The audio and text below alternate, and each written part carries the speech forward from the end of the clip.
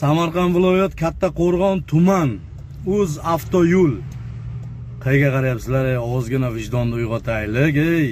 Pastarg'omdan o'tib kelyapman. Endi Kattaqo'rg'on shahar ichigacha dabdala bo'lyapti.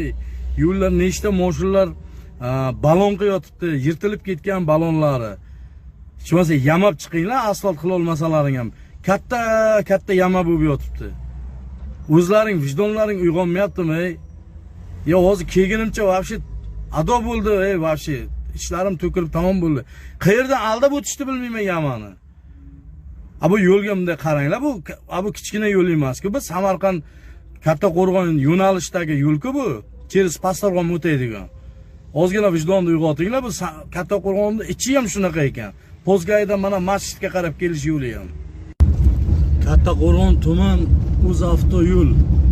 Bu qayerga qarayapsizlar sizlar? Bu nima ahvol bu? Bu katta trassaku bu.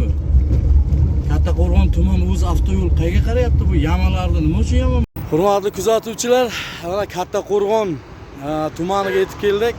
Bilsalaring video chiqargan edim. Kattaqo'rg'on Uz avtoyo'liga murojaat qilib, mana boshlig'i Habibjon, Kattaqo'rg'on tuman Uz avtoyo'lning boshlig'i, sizga kattakon rahmat.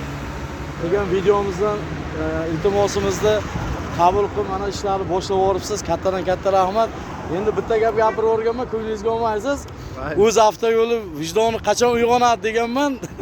Lekin gapi hayf, vijdoni bor ekan insonni shu videoni ko'rib, mana ishlar, tashkil ishlar boshlab hozir birgalikda polni ko'rib chiqamiz. Hozir mana bu Kattaqo'rg'on postgayini oldida turibmiz.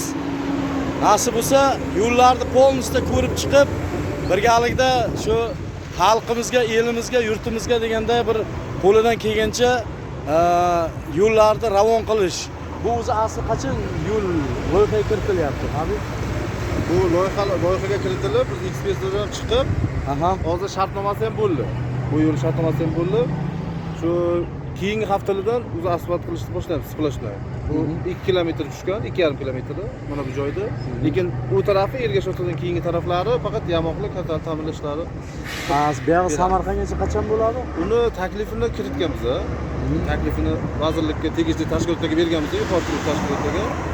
Endi xulosa kelsa bizga, mablag' kelsa, sifati qilib bo'lsa, nasib bo'lsa qachonlarga primерно?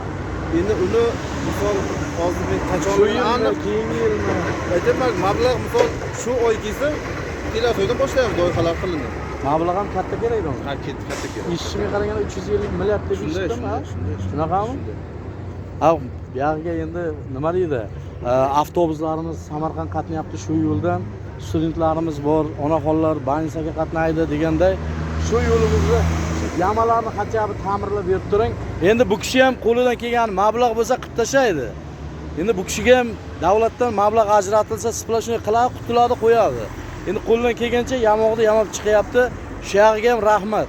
E'tiborga olib, hurmat qilib, avvalambor bu inson o'zini hurmat qildi, o'zgani hurmat qilib, mana shu qilgan videomizdan o'ziga mana keraklicha opti, mana ishlarni boshlab, hozir borib birgalikda ko'ramiz. Hurmatli kuzatuvchilar, mana Kattaqo'rg'onga keldik.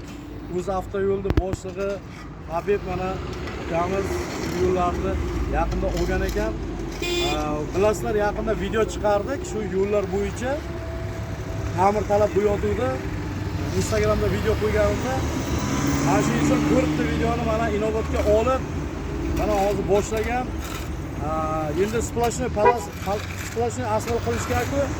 Endi xudo xolasa respublikamizda ajratiladimi puli? Shunday. Respublikada ajratilguncha hozircha yama ta'mirlab turibdi. Boriga shukr qilib. Endi yog'lar endi nimadan bo'ladimi? Kattaqo'rg'on to nimagacha? Pozgaygacha bo'lyapti. Bu o'zi Kattaqo'rg'on tumani hududidan o'tuvchi bu 065 avtomobil yo'li. Hozirda 52 kilometrga turibmiz. O'zi Kattaqo'rg'on tumaniga qarashli joyi 17 kilometrni tashkil qiladi. Shu hozir pastda qolmadi. Ozroq ish qoldi. Xudo xolasa shu bugun ertasiga ta'mirlashlarni, yamoq ta'mirlashlarni yakunlaymiz.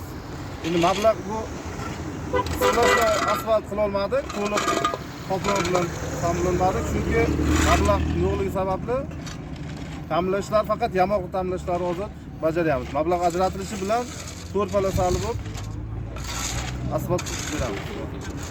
Faqat sizlardan hurmatli kuzatuvchilar, negativ yozmanglar bu kishiga nisbatan. Qo'rg'on men hammasini surishtirib, tagiga yetdim. Bu kishini ham korxonasiga mablag'ni davlatimiz ajratib bersa, o'sha kuni boshlaydi. Bu kishi ham aytayapti, menga ham kim yamagandan ko'ra splashni qilganim yaxshi deyapti. Kim bunaqa yamab yurgandan ko'ra.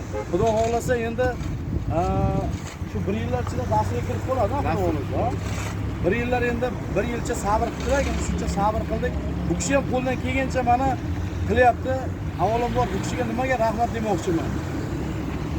Videomizni ko'rib, o'ziga mana shu videoni boring, video qilsang qilaver, gapirsang gapiraver demasdan inobatga olib mana tashkil ishlar boshlab, men o'zim o'tdim, to'g'risi 2-3 ta yamaga tushib juda alam qilganim uchun men o'sha kuni video qilgan edim. Mana o'zi ham yurgan ekan, o'zi ham aytdi, o'zim ham nechta yamalarga tushganman deyapti. Bu kishi ham endi sharoit bo'lsa qillaydi. To'g'rimi yo'q? Shuncha mehnatimizni qadrlagan holda bir like bosib, podpiska bosib qo'yinglar o'rtoqlar. Shuncha joylarga mana xalqim, yurtim deb to'g'risi borib kelyapman. Uzoq, yaqin demasdan o'ylaymanki, poddershkada bu podpiska, like'ni bosishni yodimizdan ko'tarmaymiz. Rahmat hammalaringizga, qo'llab-quvvatlab turganlaringiz uchun. Elimga, yurtimga, xalqimga har doim xizmatdaman, tayyorman.